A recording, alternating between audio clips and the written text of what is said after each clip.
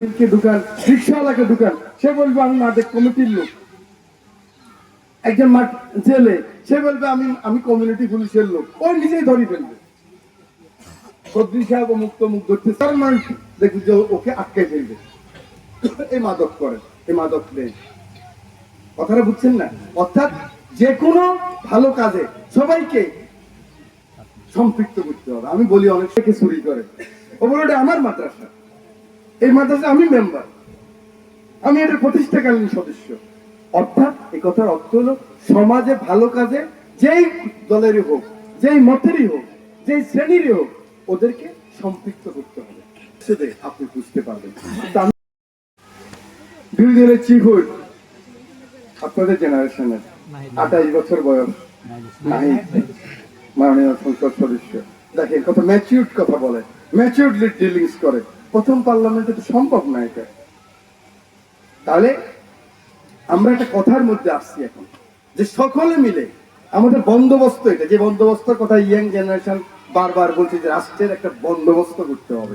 এই বন্দোবস্ত হলো সরকারি দল যখনই অন্যায় করবে আমরা প্রতিবাদ করব, আর সরকারি দল যেটা ভালো কাজ করবে আমরা সমর্থন জানাবো। এটাই হলো ডেমোক্রেসি। আপনারা দেখেন, এই মানসিকতা রাখতে হবে। সরকারি দল অধিশা করেন না কেন, আমরা এই করছি না, এটা হলে পলাই যেতে হবে, আমার পলাইতে হবে। এই পলানের সংস্কৃতি বন্ধ করতে হবে, আমরা সহ্য করতে হবে। যিনি উত্তম তিনি বেশি স্যাক্রিফাইস করতে হবে অধমের কাছে, এটাই নিয়ম। তা আমি কথা বাড়াবো। আমাদের পঙ্গু মুক্তিযোদ্ধারা জানেন, আমার অনেক লং এক্সপিরিয়েন্স, যেহেতু আমি ছাত্র রাজনীতি করছি। হুইল চেয়ারে সারা বছর কোনো খবর থাকে না। 21 3 দিন আগে 18-19 তারিখের দিকে নতুন হুইল চেয়ার কিনে ওদের জন্য জামা টামা কিনে, এরাই খবর নেই আর এক বছর। তারপরে শহীদ মিনারে নেয়, শহীদ মিনারটা আগের দিন শুধু পরিষ্কার করে, এর আগ পর্যন্ত শহীদ মিনার কোনো খবর নেই। খেয়াল করে দেখেন, তাহলে কি তার বুকে লালন করে না? তো আপনার ঘর কি আপনি অপরিষ্কার রাখেন? তাহলে শহীদ মিনার অপরিষ্কার কেন? এটা আপনি পরিষ্কার করতে পারেন নাকি? ভলান্টিয়াররা তো লাগালি করানো, রাস্তা বন্ধ করানো, যেটা আমরা করছি এত বছর। আমরা এতটুকু একজন আগায় গেছে, সবাই মিলে আবার এই জায়গায় নিয়ে আসছে। আমি সেখান থেকে ইয়াং জেনারেশন 56 থেকে 60% আপনারা, আমি বলছি না বেস্টিন হসপিটাল আমি গেছি, চিন্তা করেন আপনাদের কত গর্ব। ওই মেয়ে বিয়ে করে নাই, তার বাবাকে বলছে, 22 বছরের মেয়ে, 25 বছর আবু সাইদের সমর্থক ফলোয়ার্স, বলছে বাবা আমি, ও তখন মারা যাওয়ার সম্ভাবনা, কিন্তু সংসদে বুকে শুনছেন আমার, বলছে বাবা আমি একটু বলে তো মরে যেতে পারে, তার শহীদের স্ত্রী হব, বেঁচে থাকলে পঙ্গুর স্ত্রী হব, জুলাই যোদ্ধার স্ত্রী হব। এই সম্মান আপনারা নষ্ট করবেন কিনা আপনারাই জানেন। যুদ্ধরা কি হচ্ছে ভাই? মুক্তিযুদ্ধের চেতনা মানে কি ভোট দেওয়া যাবে না? মুক্তিযুদ্ধের চেতনা মানে যত বছর আমার ইচ্ছা ক্ষমতায় থাকবে। করছে তো ভাই, করছে না? আপনারা হয়তো অনেকেই জানেন না, যে ইয়াং জেনারেশন আপনারা তো জানেন, যখন কেউ ভাবেনি তখন বেগম খালেদা জিয়া 16 সালে বলছে ভিশন 2030, ভিশন 2030 16 সালে বলতেছে যে 14 বছর পরে এমন একটা রাষ্ট্র আমরা বানাবো যেখানে সরকারি দল বিরোধী দল হবে একে অপরের পরিপূরক,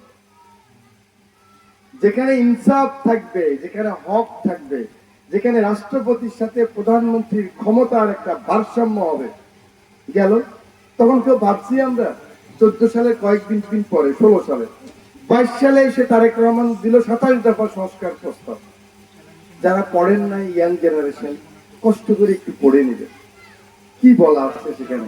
আমি কিন্তু এই 27 দফা 37 দফা নিয়ে 14 মাস আমি কিন্তু গ্রামে গ্রামে কথা বলছি, নিশ্চয় আপনারা দেখছেন। 162 ওয়ার্ডে আমি কথা বলছি, কিন্তু আপনি এই পা দিয়া এইটা বসাইতে পারেন? চিন্তা করে দেখেন তো আমরা কেউ এটা করেছি কিনা। 2টা ইট উঠে গেলে 2টা ইট বসাই দেওয়া। একটা বাচ্চা ছেলে একটা ইট নিয়ে যাইতেছে, আপনি ইটটা নিয়ে আয়, কেন নিল? তার বাবাকে ডাকা। আমরা করি না কিন্তু। আমরা সবাই সুন্দর চাই, কিন্তু আমি নিজে কোন সুন্দরের সাথে অংশগ্রহণ করব না, মানে মানসিক ভাবে চাই।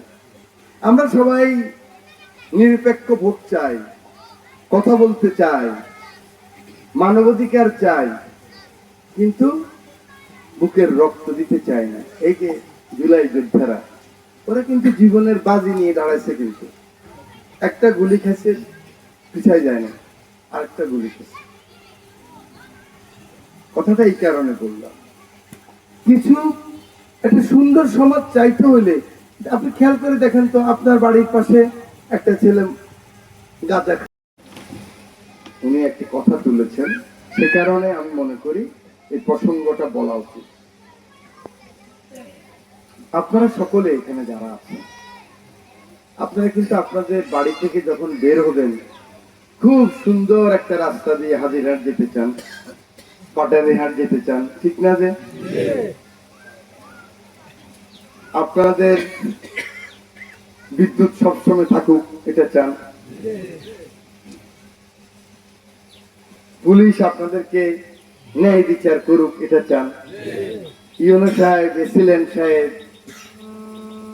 আপনাদের উপকারে কাজ করুক, জমিনের যে বিরোধ সে বিরোধ মীমাংসা করুক, এটা চান।